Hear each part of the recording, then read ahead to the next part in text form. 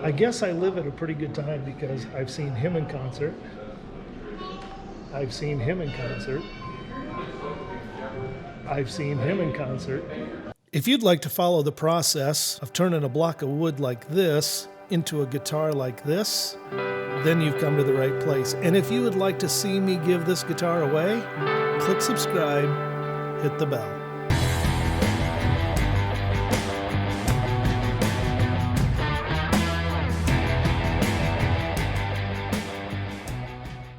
I'm giving them away, and this is your guitar, and I'm hoping that it will just be an affirmation for you that you're on the right path.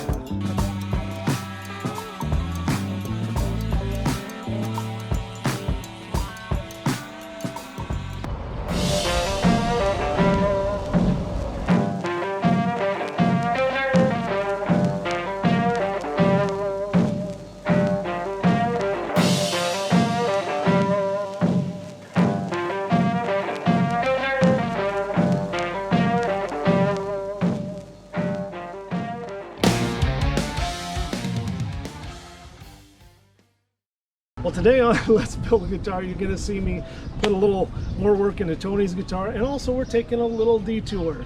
A while back you heard me say that I wanted to go to St. Louis to the Blues Museum. So this starts to get cool, guys. This guitar, as well as 3 of my other instruments, a bass, a lap steel, and a steel string uke, are now on display at the National Blues Museum in St. Louis. I want to go. But that didn't quite work out the way I thought it was going to, and so instead we are actually in Memphis, Tennessee, and we are at the Blues Hall of Fame. And so I'm not going to pass that up. We're going to go check out the Blues Hall of Fame, see if there's any guitars in there that might move me a little bit. There are certain guitars that I come across on occasion that get me a little emotional. I'm kind of surprised, actually. I know some of you are going to think I'm a real dork, but I'm almost finding myself crying seeing some of these guitars. This is Stevie Ray Vaughan's primary guitar. I can't believe I'm actually seeing it in person. It's really incredible. But other ones, Leo Fender's prototype Telecaster from 1949. Unbelievable. I'll be able to get 2 body blanks out of this one piece of wood, but because the top is going to be a different piece, I am going to, and then that would overlap this, and I don't want that to be glued on together. I will then cut these 2 apart, and then I still need to get this piece of wood put together, and then I can attach this to one of these.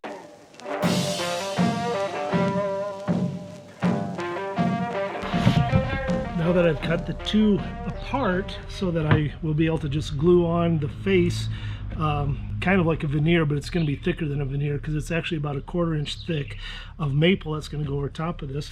I've divided those out. Now what I'm going to do is I'm going to cut close to the line but not right up to the line. I'm going to do that so that I can get rid of most of the wood, and then I will use my router to route a clean guitar body using this as a template and just using the router with this.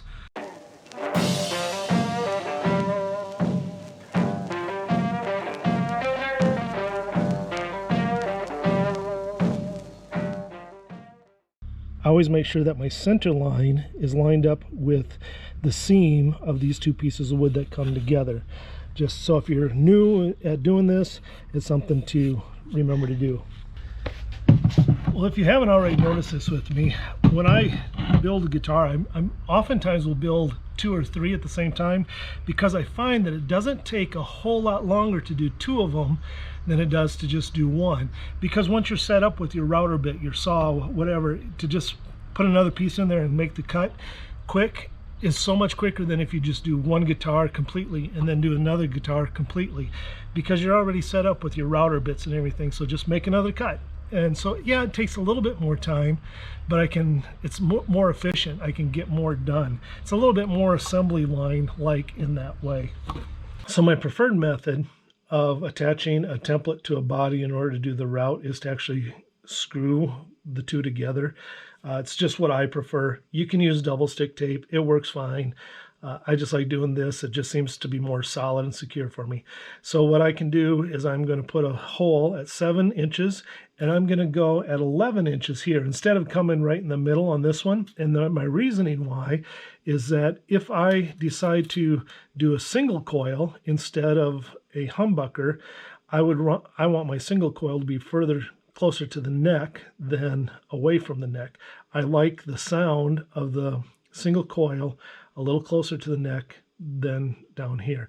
I just get a little bit more of an acoustic ring to it. So I'm going to put a hole at 7 inches and at 11 inches on my template upstairs, and then I can attach it to the bodies to route them out. Now it's time to use a router, and we're going to come right up close to these lines with the router.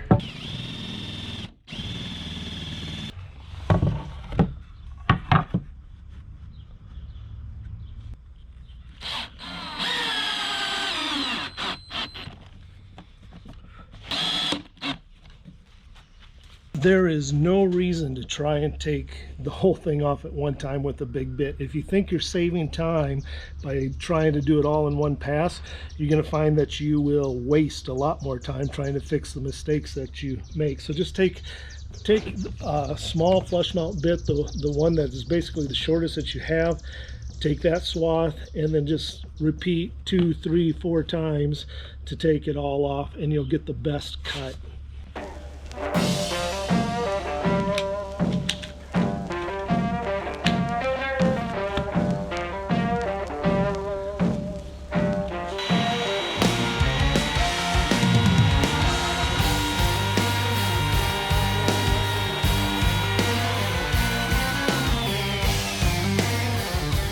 By the way, these little Bosch Colt palm routers work really good, and then I'll use my bigger router to go deeper.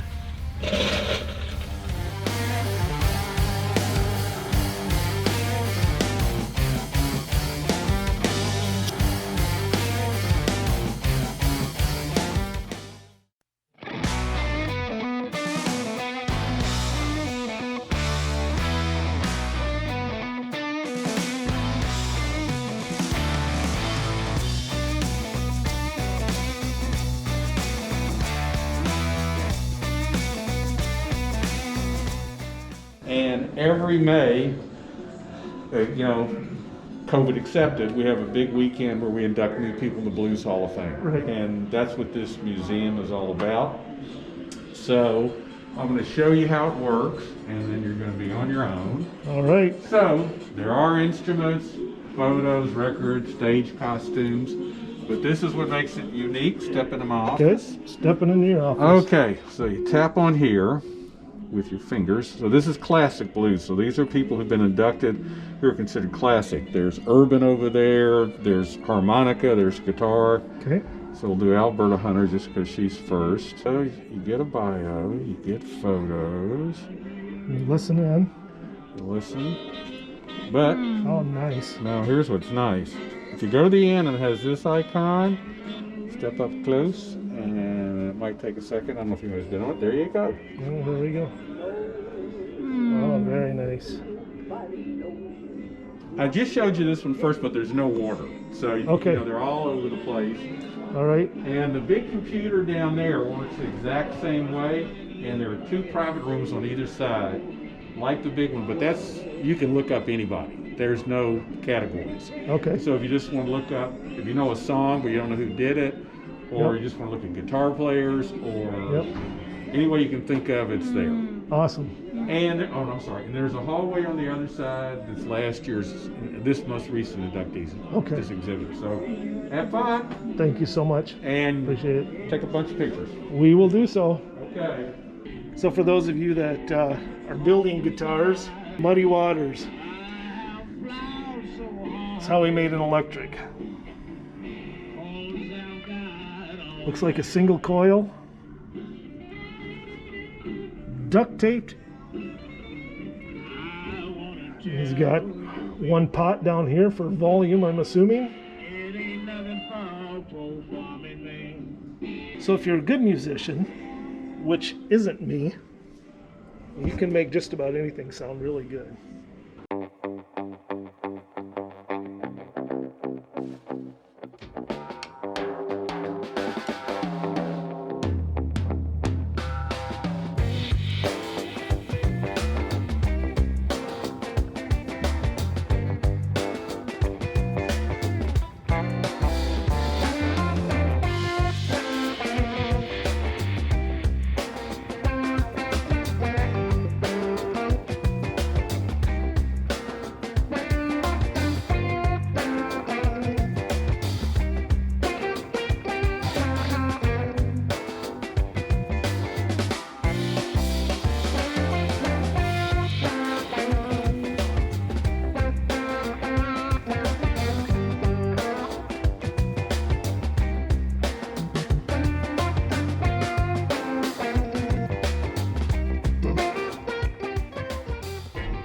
1969 Gretsch White Falcon. Year I was born. I wouldn't mind having one of these.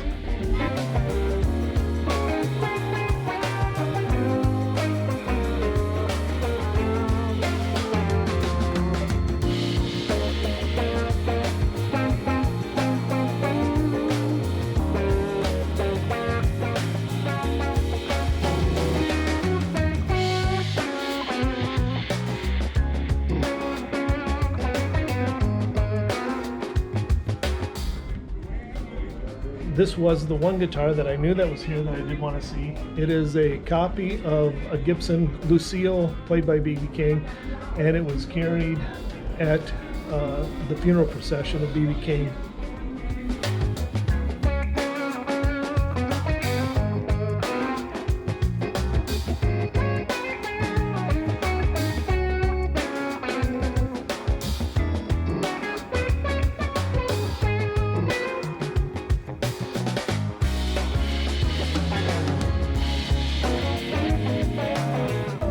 This guy I've seen a few times in concert. This is Robert Cray. It's a Robert Cray, custom Robert Cray guitar from Fender. This is one that I've actually considered someday maybe buying a replica. I don't know if that'll ever happen, because I've also thought about the SRV copies, and I've thought about the Eric Johnson copy, and a few of them.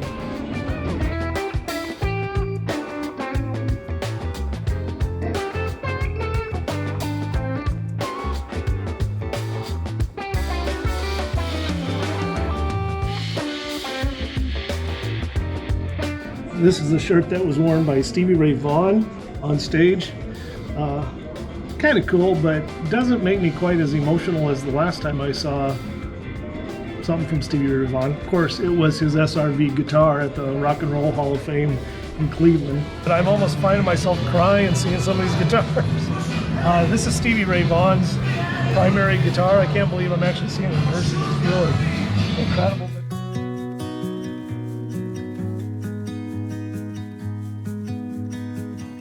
All ES335s, yeah. It's an ES335, you know what the ES is? Electric Spanish guitar is what they were. Is that what the ES is? That's what the ES, Electric Spanish. Isn't that amazing? Incredible portraits. So cool. And the scale of size anyway to see. That would be really sweet to have in the house. It's the hands of Buddy Guy. Unfortunately for me, it's $3,700, and I can't quite. Maybe if it was $3,659, $37 I can't quite do. I guess I live at a pretty good time because I've seen him in concert. I've seen him in concert. I've seen him in concert. We've seen her in concert. And by the way, let me introduce you to my wife. You've never met her. This is Marty. Hi. She comes along with me on occasion. Or she lets me come along with her when.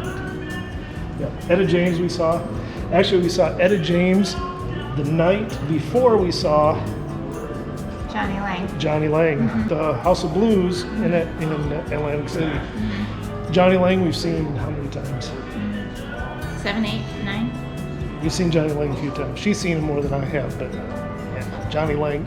By the way, if you don't know Johnny Lang and you play guitar, you need to know Johnny Lang. Just behind me, you can see the Lorraine Motel, and that's where Martin Luther King Jr. was assassinated.